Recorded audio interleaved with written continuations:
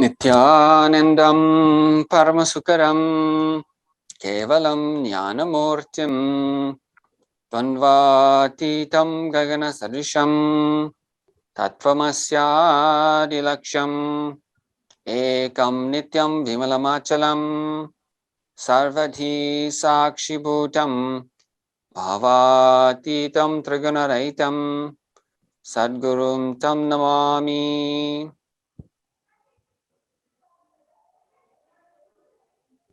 Namaskaram, everyone. Welcome to Hindus talking about Hindumisia for Hinduism Now Global Press.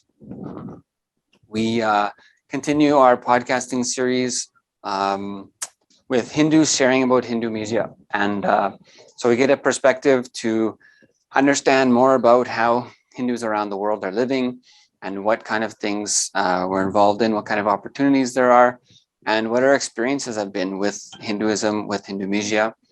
And it's really been a real enlightening privilege to understand and connect more with and hear about how different people develop and what their experiences are, and different challenges, strengths, contributions that people are involved with, and really also showing how even so many Hindus around the world feeling that they want to contribute in some way but not sure how. And so it's been really helpful to have Hindus to join and share about how what their experiences have been and what kind of challenges they faced, or what kind of things they're involved in and their perspectives, just to show how there's so many different ways that Hindus can be part of the Enlightenment ecosystem globally, and find more ways for all of us to contribute and work together, and make sure that the world is told about the world through the Hindu narrative. This is something that's missing on planet Earth, is the world's oldest living civilization. And we're there for a reason, and we need to make sure that we're telling about the great past of Sanatana Hindu Dharma, as well as the ongoing Hindu Holocaust and challenges to modern Hindus, and how we need to reach out and contribute to continuously enriching and supporting more and more people to be able to maintain this ecosystem for generations to come. So with this, I'd like to welcome our guest for today, Dr. Rajiv Raju ji. Thank you very much, Shaya, for joining us. And just like to ask you, if you would please just give a brief introduction about yourself before we get started. Thank you very much. Thank you. I'm Dr. Rajiv Raju. I was born in Hyderabad in 1961. And as was the norm during those times, I was introduced to English medium education in a Christian school. Then at the age of around 10 in class 4, I joined the RSS, Rashtriya Swayam Sevak Sangh, as a sort of shaka. I used to attend the shaka, and there I had my primary sort of affiliation towards Sanatana Dharma. As part of the RSS shaka, we were told about the great historical importances of various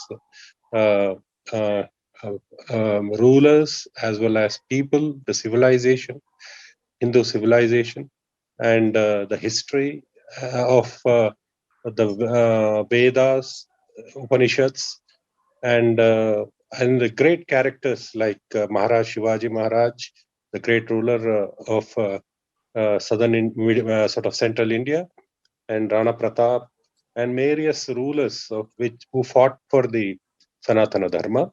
And through that, however, I continued in RSS, and later on, in pursuit of my studies, I in competitive exams, I passed, and I became a student in a medical school.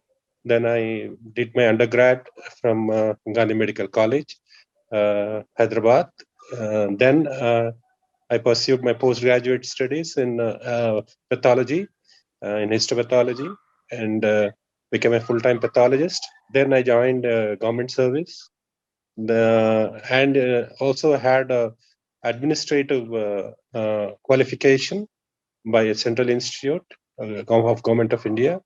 Then I did public health management. Then I was a pathologist, public health district level District manager, level. and I had towards the end of my career, by the age of 58, I was the chief medical officer of a district in charge of 27 government hospitals, a medical college, and around 200 doctors under me. Then I I had the hospitals accredited by national quality certifications, which was the first in southern India. Then I was awarded the Telangana Excellence Award by the state of government of Telangana.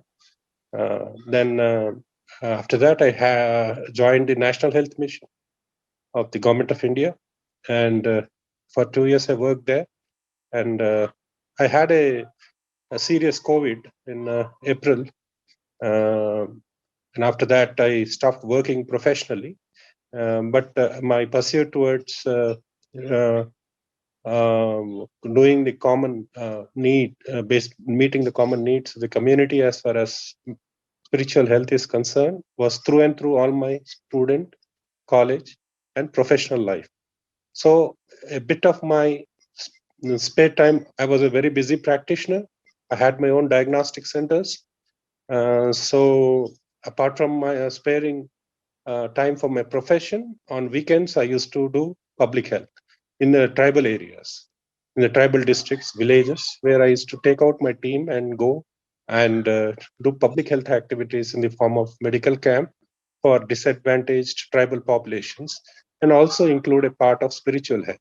So that, and all tribals of India, as you know, they are very strong mentally, and they have innate ability to fight all odds, and to see that they are not tarnished or in any way tampered with. So my endeavor was to protect, I mean, be a part of that effort to ensure that they are taken care of in my areas. So that was what I was doing all this time, and it's a privilege that I'm part of this group, and hope I would contribute in whichever way I can. Thank you. Wow, great. That's lifetime in a couple minutes. So awesome. Wow. Great. So okay, so you are you mentioned you recently stopped working professionally. You've been recovering for some time, I think, actually, in your health Yes. situation. Okay. And okay, so blessings for that. And so okay, great. And so many things are there, yeah.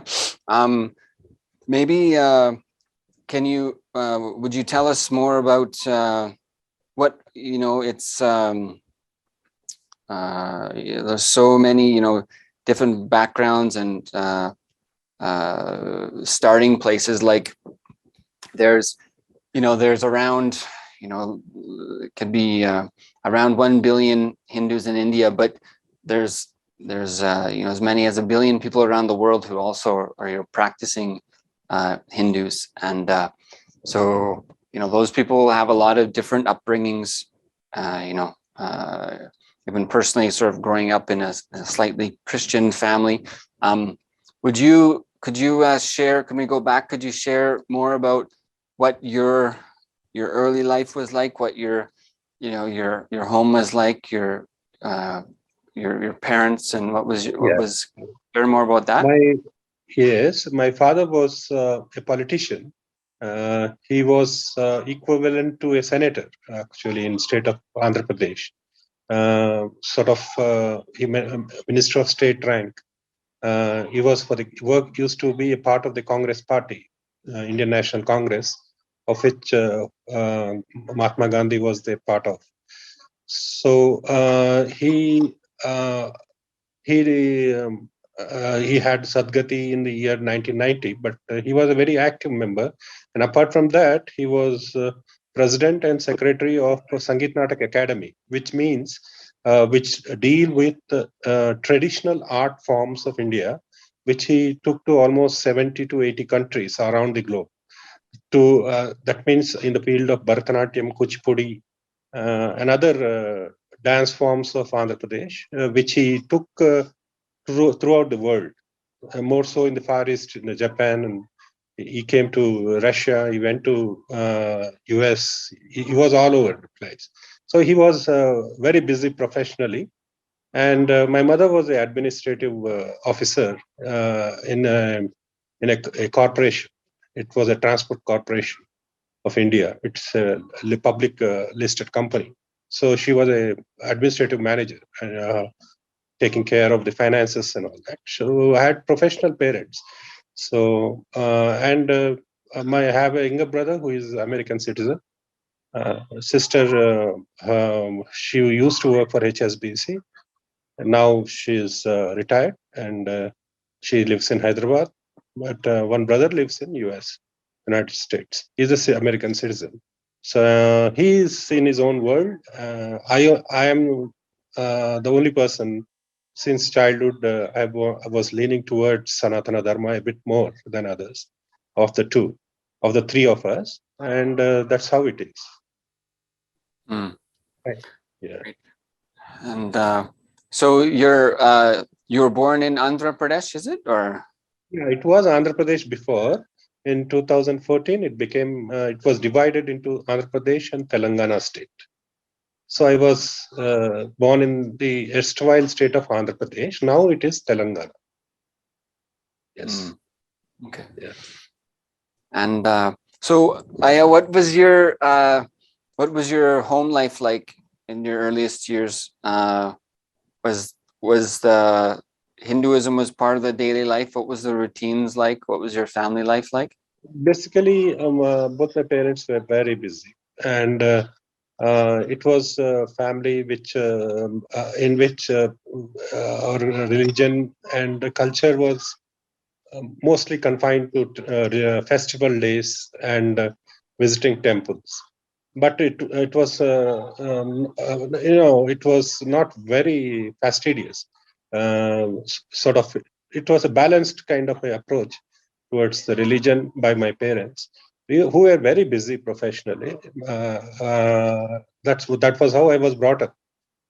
Even myself, I have to admit I have not been very religious as such, but I'm inspired by the history. I'm a amateur historian, so I have read the Ramayana, Mahabharata maybe hundreds of times, so to know each character of the, so that teaches many things in life, those two books. So I was more involved in that. So that's it. Yeah. Mm. Okay. And so and then you had two siblings, is that right? Just the two Yes. siblings? Yes. So what was the age difference with your siblings and yourself? My younger brother was 5 years. Sister was 7 years younger than me. I was the eldest. Mm. Okay. So what was your uh was Hinduism part of your home at all in the early years like that? Was there did you have a puja Yes. room? Yeah. It Yeah. means it was yes, as far as festival days are concerned. We had specific days. My mother used to fast on specific days of a week, and Jai Santoshi Mata Vrata. So, so she used to do that, and we had sort of this thing. And my father was a Senate member of Tirumala, this Sri Venkateswara University in Tirupati, where Tirumala Tirupati Devasthanam is there.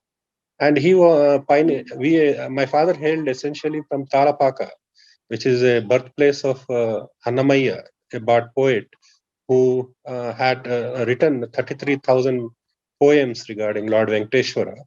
So my father brought him into light actually as part of the evolution of the correct history of Indian saints.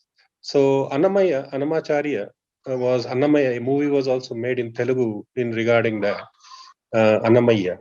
So my father was the person. His statues are also there in that village. So people revere him as a person who brought Annamaya into the limelight.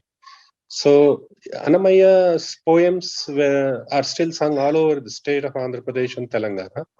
And my father was he was not very religious, but he was a revolutionary as far as getting the people out from their darkness into light. So he was very good at it. And that's why he had a life of full of people revering him, and even statues being built in his village now also.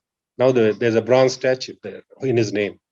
And as Senate member of University of Sri Venkateshwara University of Tirupati, he contributed towards education of the poor, marginalized. So that was what he did. So that religious we were not deeply religious family, but at the same time, my father was into propagating Sanatana Dharma. That was what he was doing professionally, as a profession.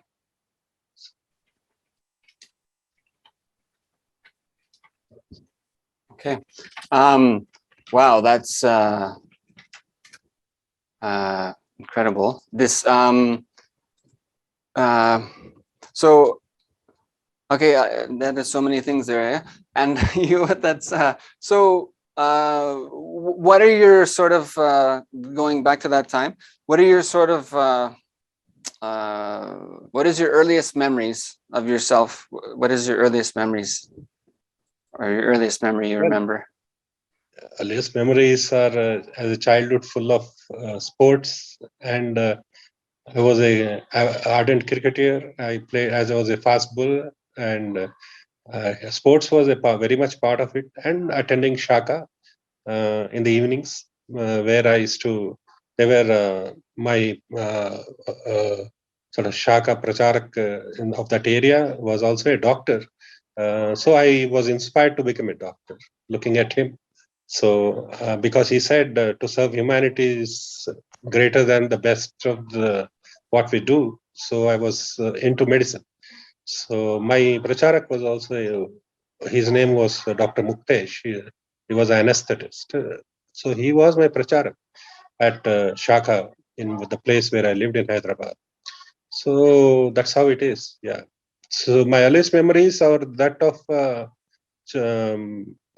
busy parents with where I had space to play sports. Was a very good sportsman, and a part of my evenings, daily evenings, used to go for Shakha and also attend the annual Guru Purnima sort of meet, which we used to happen in one school called Sekesha Memorial High School in Hyderabad, where sort of Sangachalak of the state organizes a meeting of all the cadres on Guru Purnima on once a year. So that's how it is actually. Hmm. What is Shaka Aya? I don't know what that is actually. What is that? Shaka means it sort of a team of people. Shaka means members of a local unit. It's like a town will have counties, sort of different areas. In each area, will have a Shaka. So Shaka has maybe about 20 to 50 members routinely of different age groups, starting maybe around 9 years, 10 years, to even 70, 80-year-olds are part of the Shaka. So from that, people who go into celibacy, they become upapracharaks and pracharaks. They are not married. Whereas I had a professional life, I was married, I had children. So I had a family life, just like maybe a Christian father uh, who, some of the Christian pastors. So, like how it is, I was into this area where Ishaka generally starts with sort of a song, and after that there is physical exercise and use of self-defense training, and also there is history telling regarding great spiritual leaders, as well as uh, kings, stories of kings, their conquer, their victories. All those is taught at the school at that level. So Shaka is essentially a sort of a meeting place of in a county, in a small area or a ward. Yeah, that's how it is. Yeah. And as you know, Rashtriya Swayamsevak Sangh is the largest voluntary organization in the world. So, and it has got affiliate units. Like Seva Bharati is one of which I was also associated in my later professional life, through whom I used to do my medical camp. They used to do the logistics. I used to organize the medical team. That was how it was done. Seva Bharati. There are various things. Swadeshi Jagran Manch. That this another organization that was, being self-reliant. And there are many organizations. Bharatiya Kisan Union. It looks after farmers. There are Mazdoor Sangh. This looks after a labor class. People who work in the area. So it's a voluntary effort. It's a peaceful, non-violent but a self-defense. And also we deal with disaster management and disaster relief, especially during floods. Suppose there is any interfaith communal clashes, we deal with trying to help the people to get them out of a situation. That's how Shaka works. It's essentially a self-defense. There is nothing against anybody, but it is to protect people from physical harm. Yes. Hmm. Okay, and so that was you. What age did you start going to the Shaka? 10 years. Hmm. Okay. I was 10. So was that every day you'd go there, or Yeah, we used to go every day, except Sundays. Hmm. Yes. Barring Sundays, all weekdays we used to go there. So that it was like it was an after school thing, or how long would you go each day, or it was It was after school. It used to, I used to come home at about 4 o'clock from school. I used to go to school at 9 o'clock. By 9, we used to be in the class till 4. Then Shaka timing was 5 to 6, 1 hour every day in the evening. So 1 hour we used to spend. On one particular day, it used to extend up to maybe about 6:30, like that. So essentially, in the summer, it used to go up to 7, where certain we used to be given certain play acting where one has to act like a great person, like to lose fear in while speaking. So he has to, tell to the other members what he thinks about Shivaji Maharaj, Rana Pratap, Rana Sanga, Rana Kumbha, who fought against Islamic invasions. So that's how it was. okay. So who organizes the Shakas, for example? The Sangachalaks means state heads. They determine where a shaka has to be established. They nominate pracharaks, means full-time volunteers of RSS, and they go there, and pracharaks sort of take care of or setting up the shaka, and all members voluntarily will be associated with it and discuss and try to help each other spiritually, and also at the same time learn basic skills of survival. Mm. It Okay. includes a bit of yoga and also self-defense. Yes, that is very much part of it. And there are grades at which one can go up to Kalari. As you know, it's the most ancient martial art form, which was, even karate and judo came out from it, which is an ancient martial art form from Kerala. Yes. Hmm. So even up to that level, because I didn't do so many years actively, I went up to A level, not beyond certain level. But people who go all the way go up to Kalera. Okay, great. And that's awesome. So, okay, so the Shaka is mostly organized from the RSS organization, is that right? Or Yes. From the headquarters. uh, From the headquarters, they initiate a Shaka at one place. So a place is determined by the the state headquarters. Then they depute Pracharak.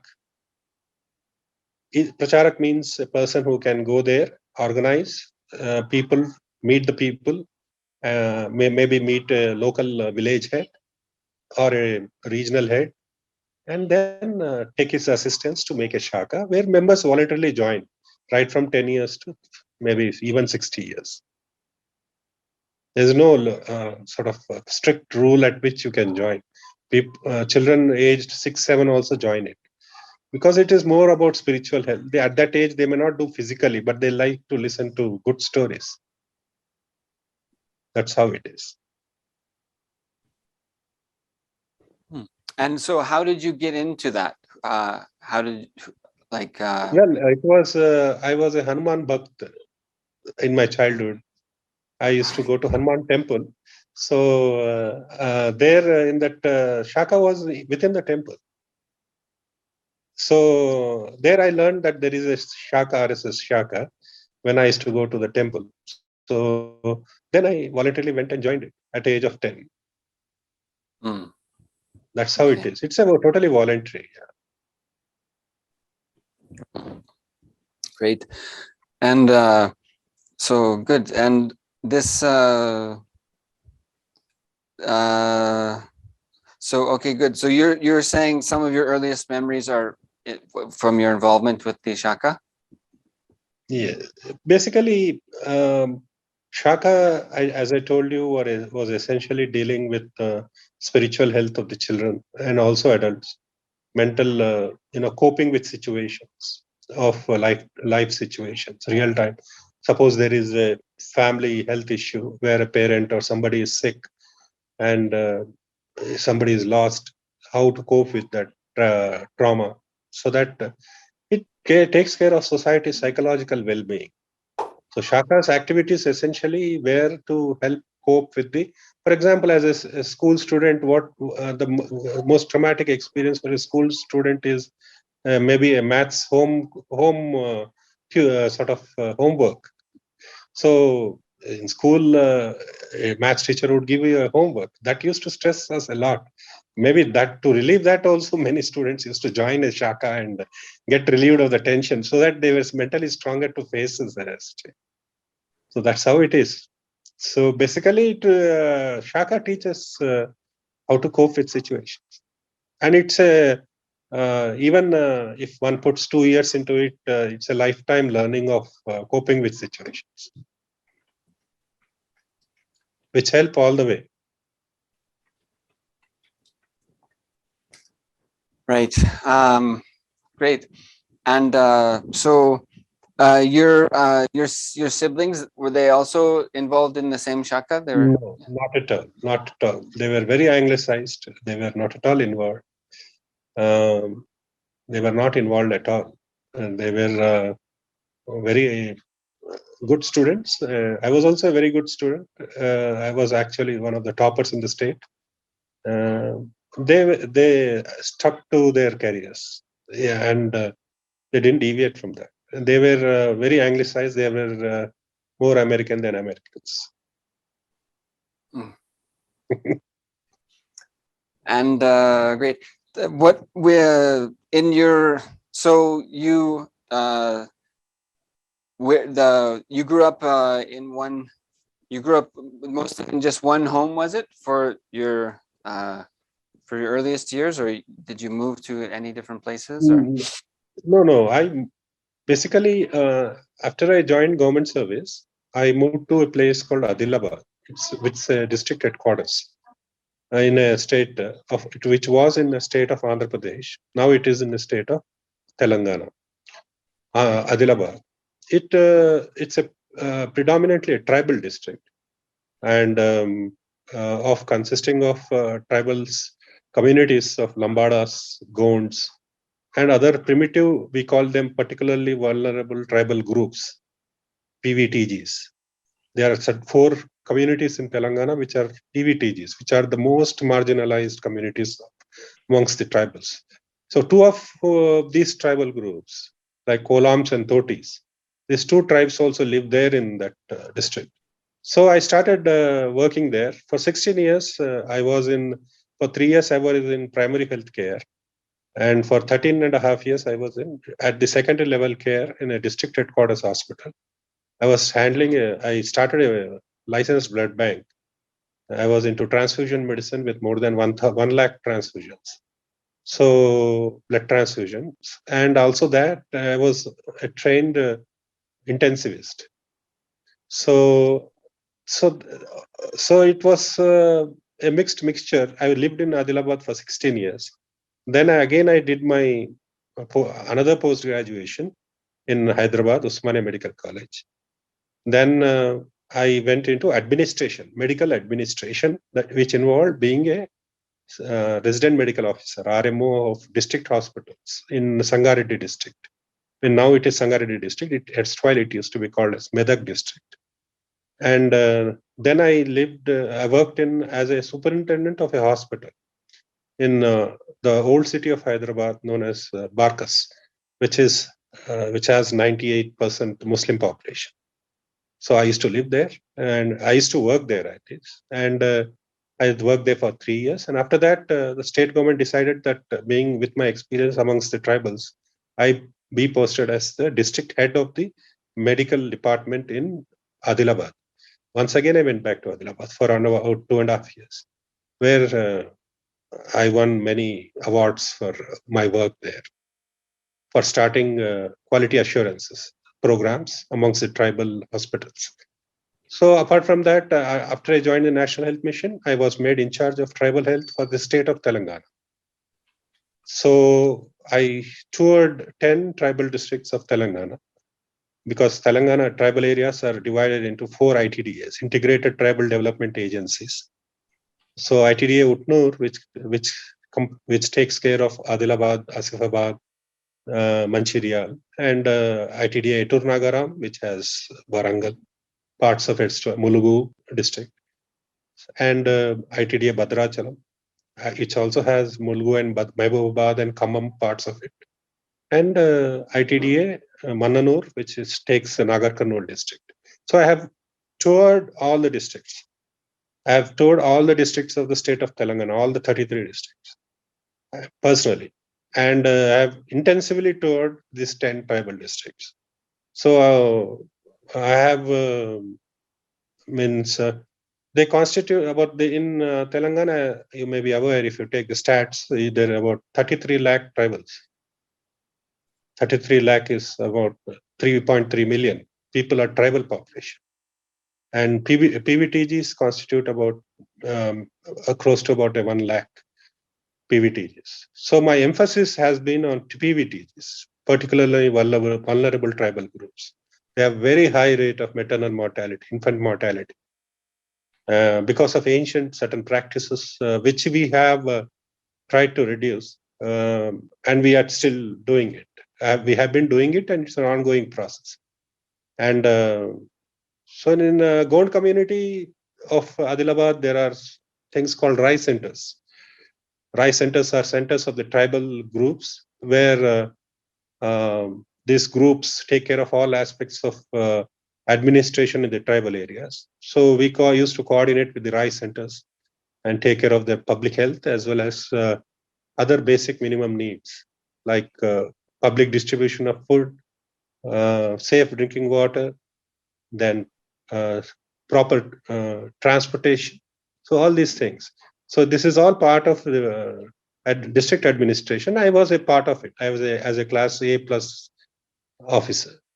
So that's how it was. And after I retired, also I continued doing the same thing as part of a central team. I mean, federal. Like in United States, you have federal government, right? So I was working for the federal government. So and take care of the same work, but in a larger way, where I was not restricted to one district, but 10 districts. So I was part of that effort. So in this, I have also tried to see that the most marginalized get access to healthcare from voluntary organizations. And Seva Bharati was one of the biggest voluntary organizations, which is part of RSS.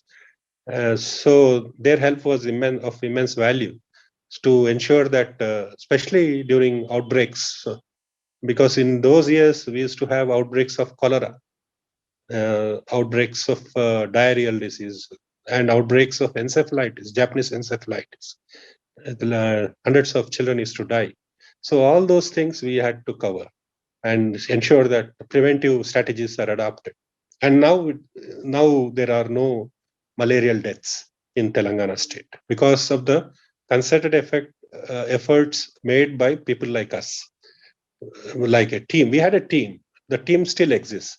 They are continuing to do the work with the help of voluntary organization, of which Seva Bharati is a major part. Seva Bharati takes part in such activities, and also other voluntary organizations. There are organizations belonging to other religions also, which voluntarily come forward when their own community is suffering. They also come forward, and definitely it's part of a concerted effort of trying to do some good. That's what it is. Right. Great. And so, great. And going back, so yeah, you had mentioned that I think you said, actually don't know, I think you said 2000, so 2004, 2014, the states were divided where you had 2014 it was. 2014, yeah. Okay, thanks. And so then, right, so in those, you sort of starting a lot of the development through the Shaka. And so even around that time when, your early years, you were saying you were a Hanuman Bhakt, and so you had those experiences. How did that start? Actually, how did that connection start, or how was it initiated, or how did your relationship, like what was your early understanding of Hinduism? Basically. Basically, my grandmother and myself were right from a young age of 3. She was a avid cinema goer, and in those days there was one actor called N.T. Ramarao, who later on went on to become the Chief Minister of Andhra Pradesh. N.T. Ramarao. His name was N.T. Ramarao. He used to act in mythological movies of Lord Krishna, Lord Rama, and all Mahabharata and Ramayana stories. So all the movies used to come near a theater, near our house. So I used to go to the movie theaters along with my grandmother. So she initiated me into looking into the mythological aspects of religion and the myths, and the sort of, later on it has been proved that they're all historical events. So I was initiated into liking and loving to see those characters being played on screen. So that made me right at an young age go to Hanuman temple. Then from there I went on to visit the Shaka and become part of the Shaka. That's how it is. And so essentially movies were a great influence on my young mind of getting into the Sanatana Dharma. And so so this was like how did you choose that temple? Like It was near my home. It was physically very near my home, and then that was the only Hanuman Mandir. It was only the temple was having only Hanuman idol, and Hanuman Bhakts used to come there, and we used to go there every Saturday and offer our prayers and come back. And I, as a Shaka member, used to attend the Shaka there only. So I never went to any other Shaka. It was very near my home. It was just about 200 meters away from my home. That was how I got influenced. so was the rest of your family, were they attending that temple ever, or? Well, they were also attending. My brother was also attending, but he was not part of Shaka. So he was attending her temple. Temple was attended by all. That was commonality. We had a Lord Venkateshwara temple also very near our house, where during Sri Ram Navami period, 10 days, there used to be a traditional art form known as Harikatha and Burrakatha in Andhra Pradesh, erstwhile Andhra Pradesh and present Telangana also. There is something, a culture of Harikatha, where stories are told by one person.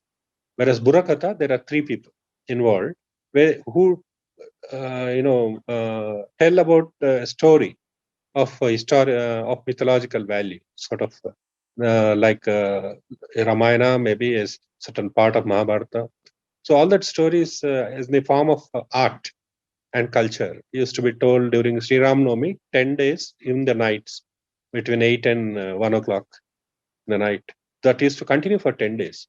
So these are were all part of our upbringing, actually, in my childhood. Mm-hmm. Yeah, exactly. That's yeah, yeah, it's sort of there. Yeah, there's just sort of feeling like the part of it sounds a lot more culturally pervasive than what sort of experienced in North America. And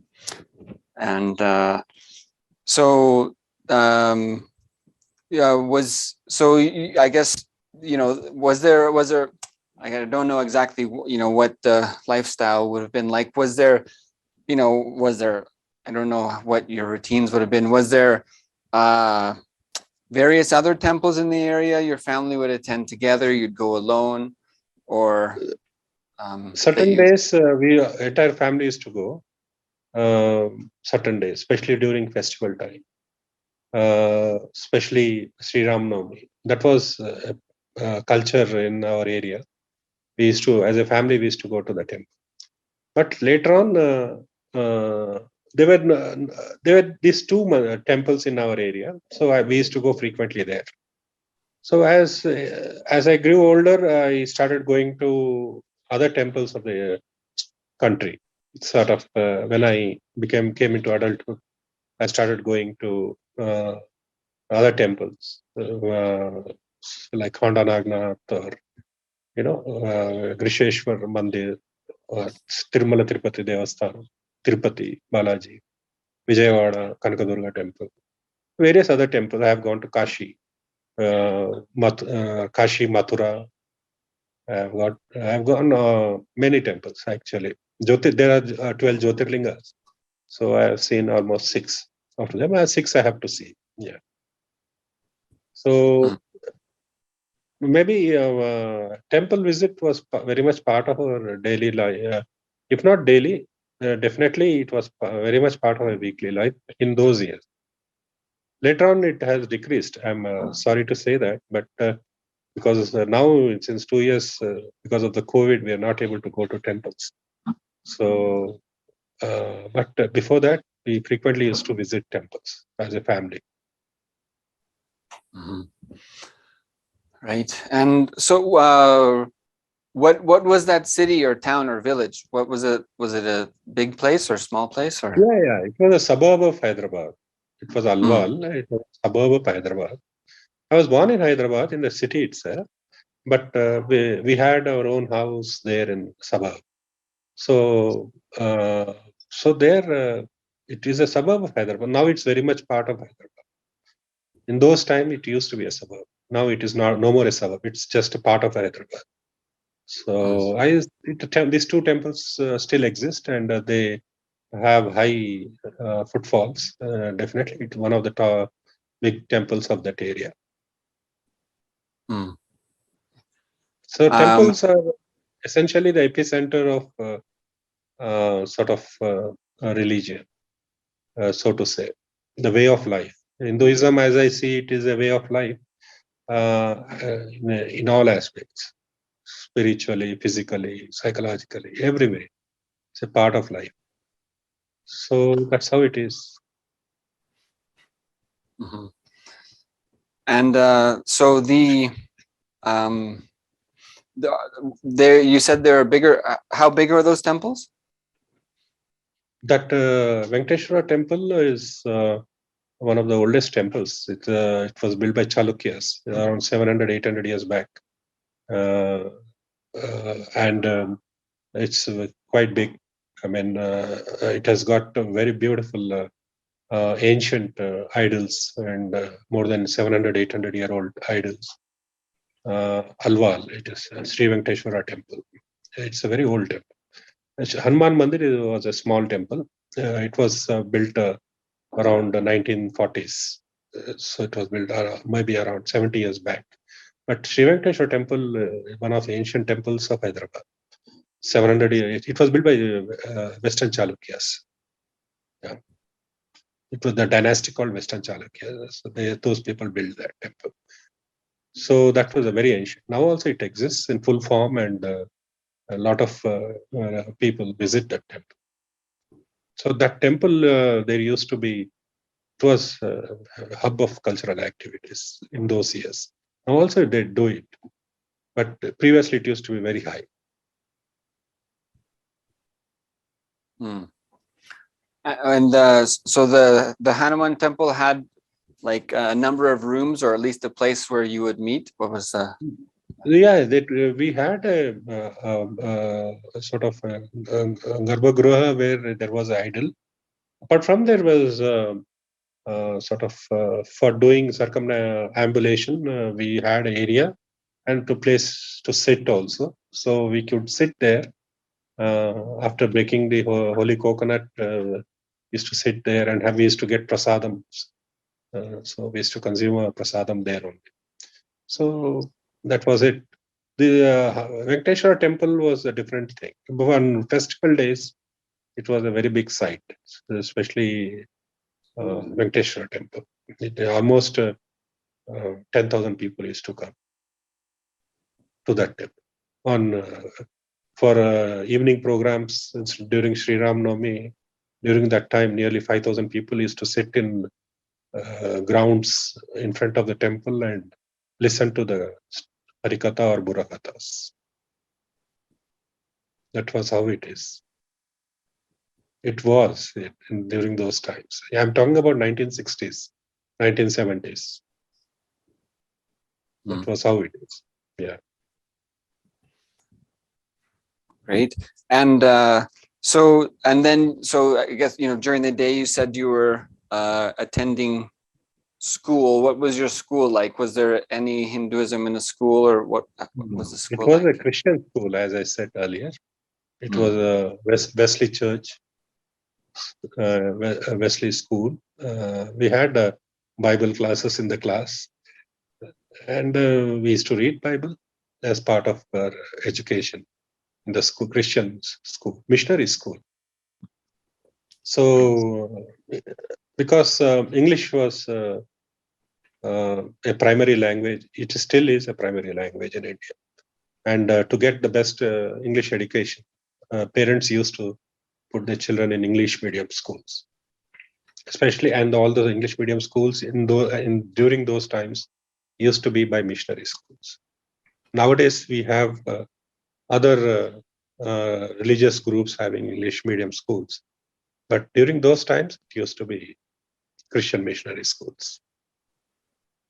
In school, there was no influence of Sanatana Dharma. Even Hindus, Muslims, Christians, all used to be part of the same class, but all used to read Bible. That was how it is. Hmm.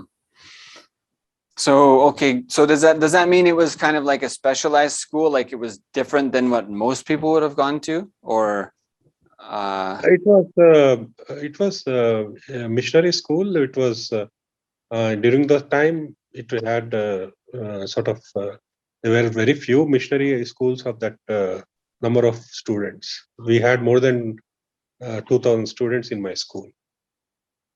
So it was one of the top schools. Yeah.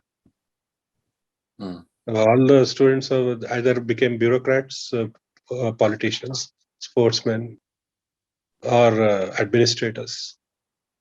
Some chartered accountants, lawyers. I became a doctor. Mostly sports. Sports was sort of. I also played a lot of sports for the school and participated up to university level.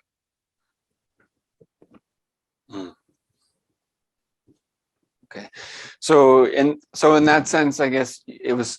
I mean, what we might sort of say in the West, sort of, it's kind of like a prep school. Like, I don't know if that's exactly, but I know Yeah. that. Yeah. We have 10 years of schooling. Then after that, we go +2 level, where intermediate. Then we have an undergraduation program. That's in a medical school. We call it medical college here. And for that, post-graduation. There you call it as masters. That's how it is. That was done in universities. 1 minute, please. Yeah. Yeah. So that was the only school you went to for your. No, first I was in grammar school, which was very 2 kilometers away from my home. It was also there was this Irish father, Father Martin. I remember his name because he was very good in English and he used to teach us English also. So he was an Irishman. So I used to attend church in the school, and we used to pray. And there was no sort of antipathy towards any religion. Even today, we do not have any antipathy towards any religion. We are just as we saw went through our day-to-day life, we realized that Sanatana Dharma has answers to many questions. That is what it is of daily life. Yeah. So the grammar school was before your other school? Before. Yeah. Oh. Before. Okay. And okay.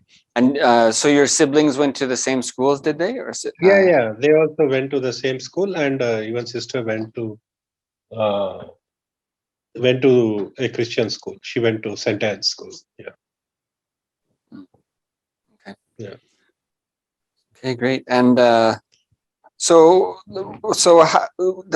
how were you understanding? Like, yeah, you mentioned that there was no antipathy about religions. How were you understanding then, like Hinduism, Christianity? You said there was different, whether Muslim students, Hindu students in your school, everyone studying Bible.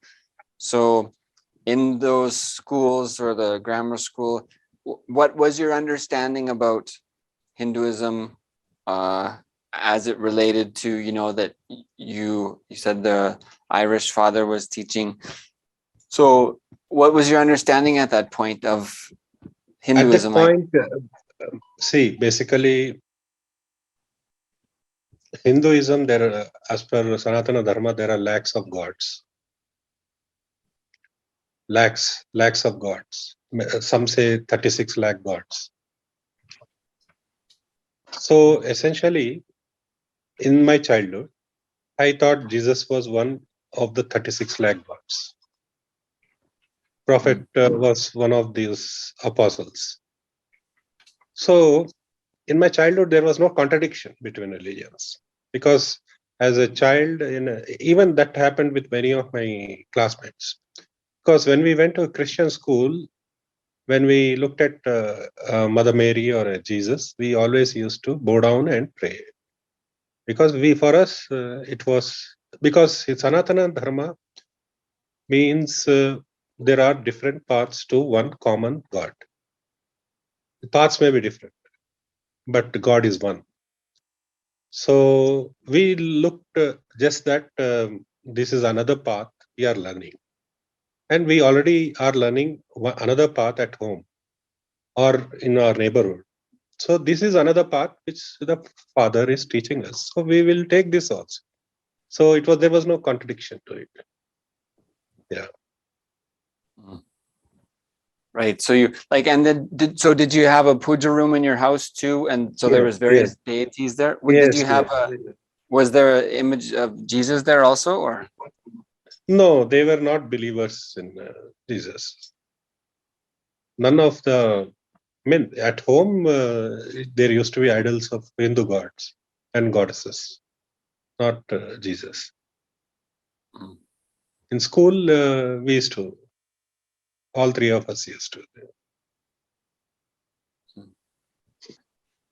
So yeah, great. So so likely so your parents didn't have a conflict with that, and so they probably they saw like the school that you went to as a good opportunity for training and preparation for you, probably, I guess, right?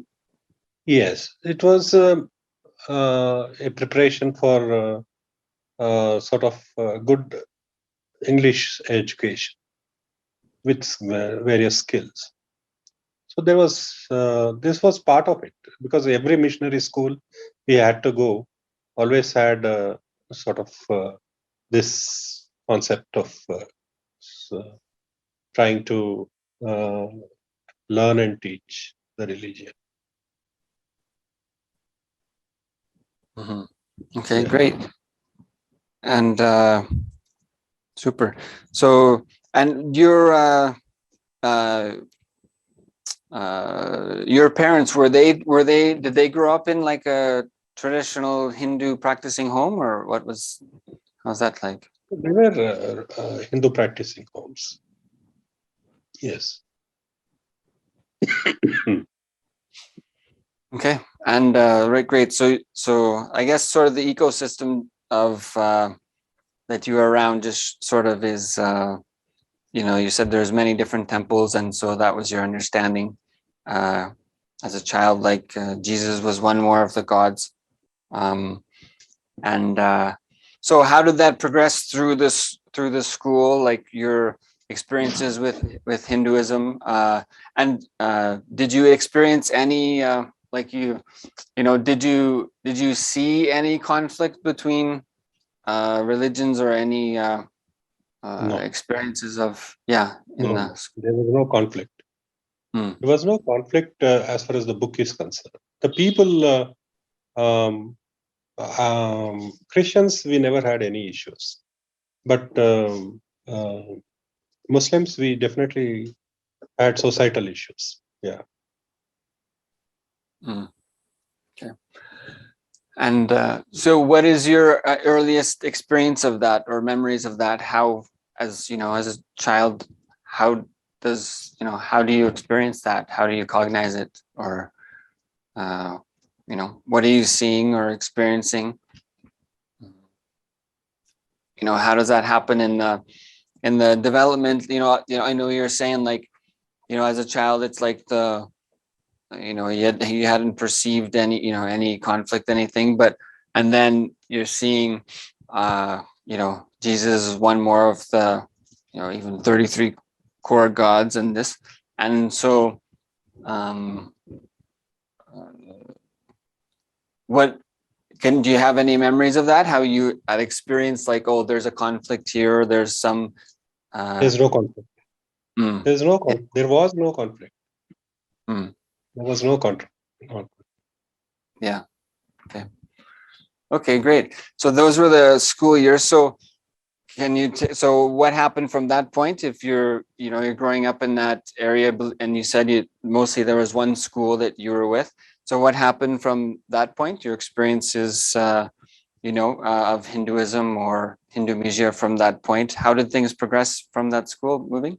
Oh, essentially, after that, I was very busy with my going it through competitive exams for education, and that made my sort of, as you know, it is very competitive to get into medical college, uh, and to come out of it, and also um, be part of a professional life of as a doctor.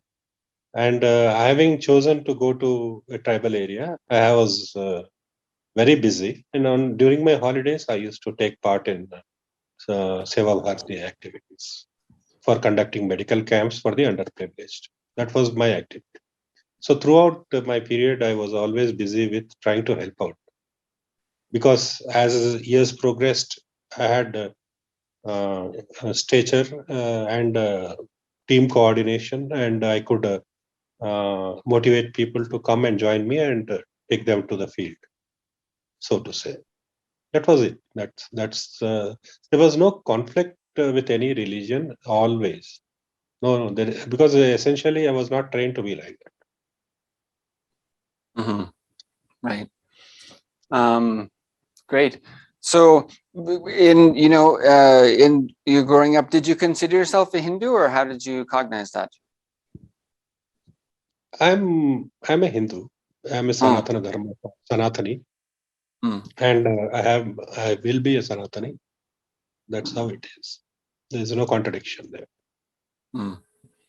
So so growing up, you didn't consider yourself a Christian if you were studying Bible at that time? No, I never. Okay.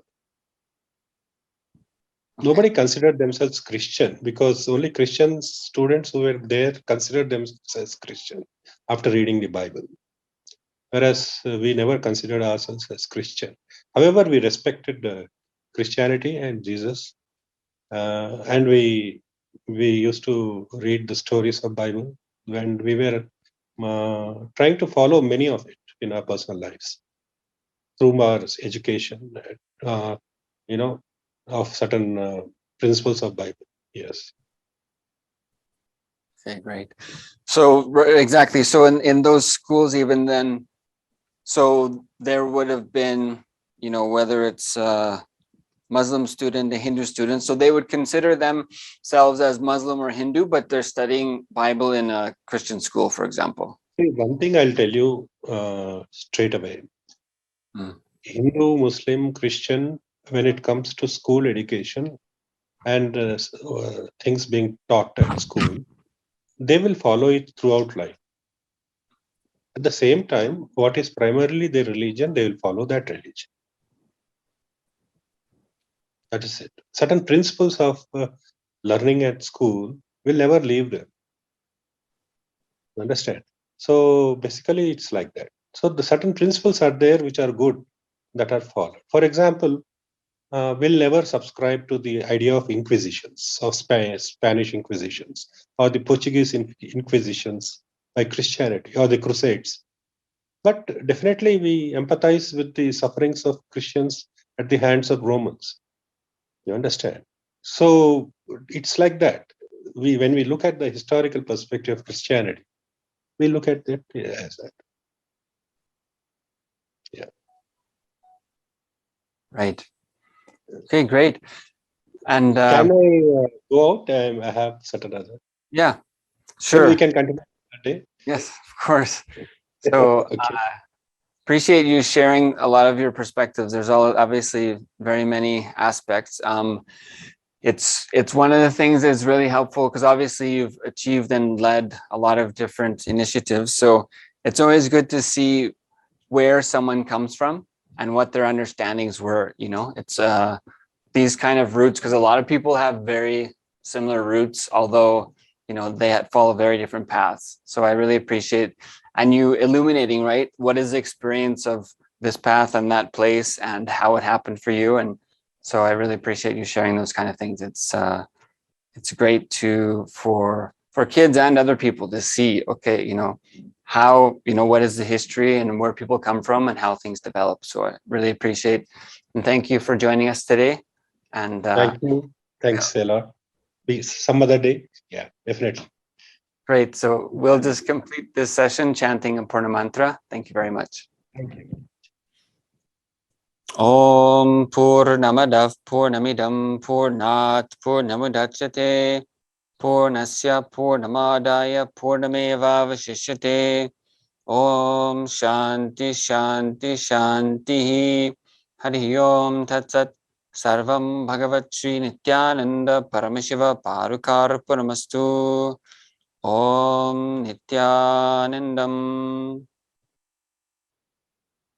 So thank you everyone for joining us, and we will see you again next time.